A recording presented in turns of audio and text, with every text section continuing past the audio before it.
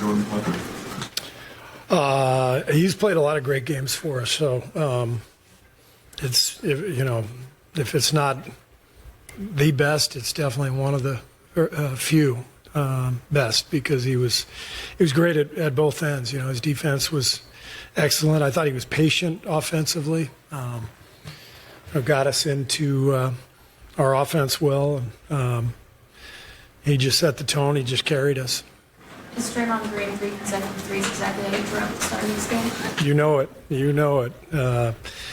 Yeah, that was a great start. Draymond was feeling good right from the beginning of the game, and I don't think I've ever seen. I think he had 13 points in the first 5 or 6 minutes of the game. By the first time out, he had 13, which was crazy. But Draymond's amazing. Such a competitor, such an incredible defensive player, and those shots were huge for us. They just helped us get off to a really good start. Was there like a mini heart attack when you let the third one fly? Oh no, he was hot at that point. Gotta let it fly.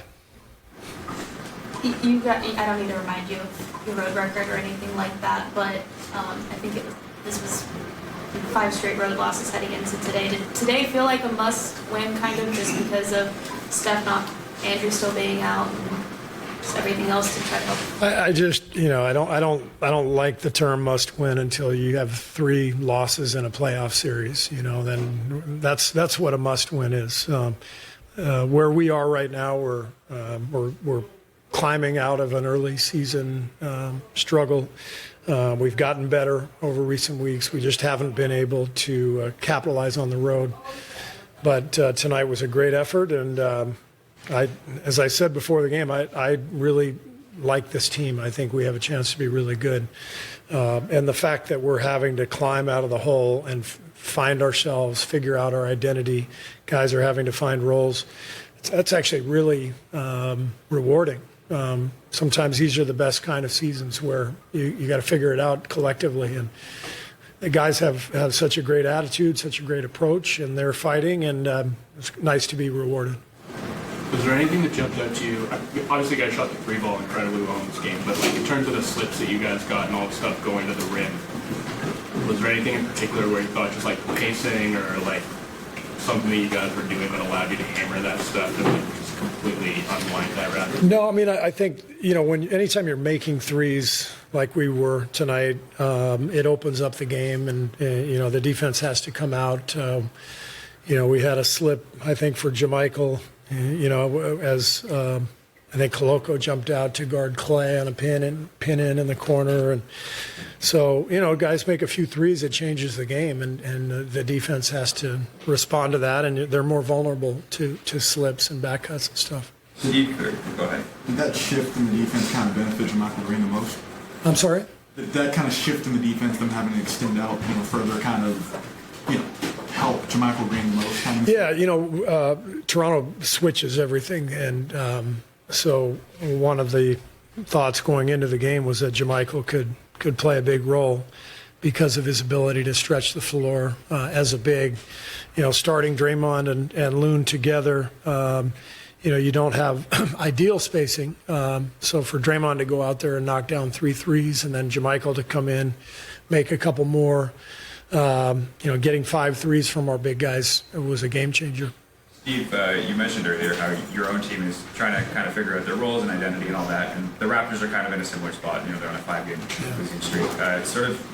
What do you think is the key to being able to get out of those kind of funks? Is it just looking big picture? Is it changing something up in practice? How have you kind of found a ways to get out of those? I think it's just maintaining your poise and equilibrium in a time where there's a lot of noise, and especially in the modern life that we live.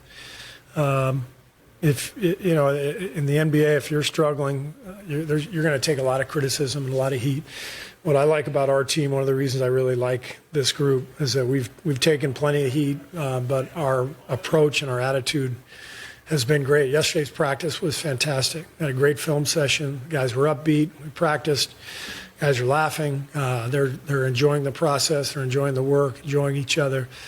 I think that's what it takes. Is your culture has to sustain when you're losing. And as long as you have that, that means the guys have the right approach and things tend to go your way.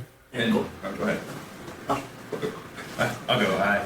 You spoke a lot in 2019 about how much you like playing here in the crowd, and it was a great place to play. And today, the crowd was a little bit quieter because obviously, there was a big lead on your half. How tough is it to play here when there's that big crowd? And do you notice a difference as a coach of the crowd noise or anything like that, or are you locked in?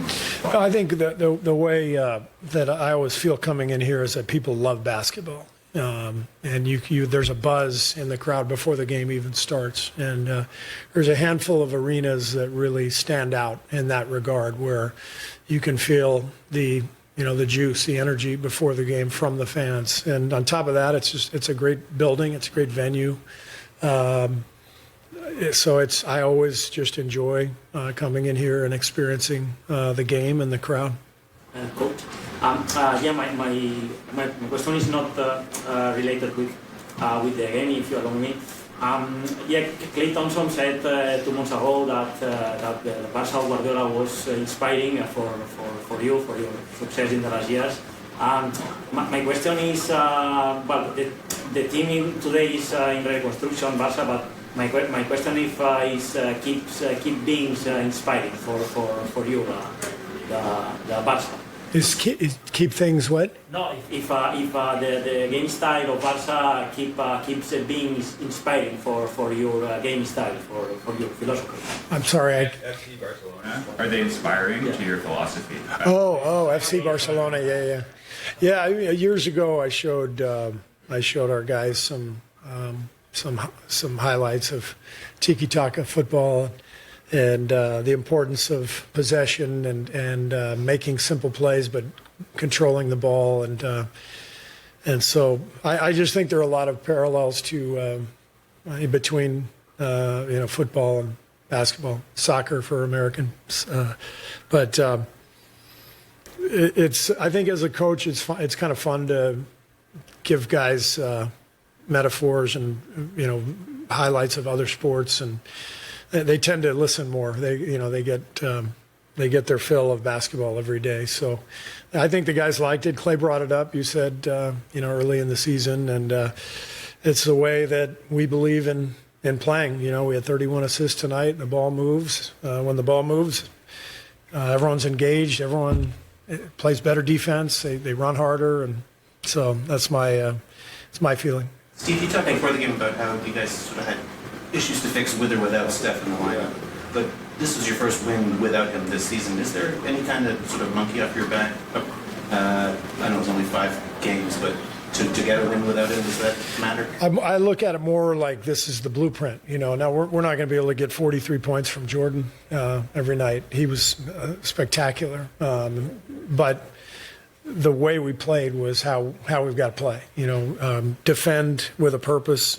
We held them to 22 free throws, so we actually won the free throw battle today, which was huge. The overall game was how we need to play: tough defense and then keep it simple on offense, and just get each other easy shots by making simple decisions rather than trying too hard and going in for wild attempts and some of the things we've done early in the season. Steve, a quick follow-up.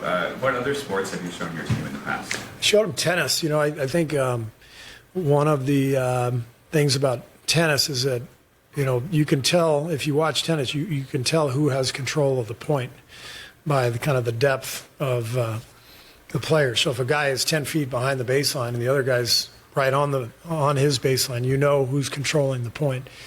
And the analogy was if you're pressuring the ball defensively and you got them starting their offense well beyond the three-point line, you're controlling the possession, and similar to a tennis match. The play where Draymond caught the laydown pass in the dunker spot, turned and flipped it to the corner, and nobody was standing. what was supposed to happen there? Was Dante supposed to coming down to the corner? Or it wasn't a play. It was just we play a lot out of concepts, and he was just expecting Dante to come out to the corner for a shot. Does that just speak to how kind of a lot of stuff you run, it's like read and react, obviously. Yeah, and he just anticipated that he would be there. Thinking about showing the guys croquet tomorrow. All right, thanks. Thank you.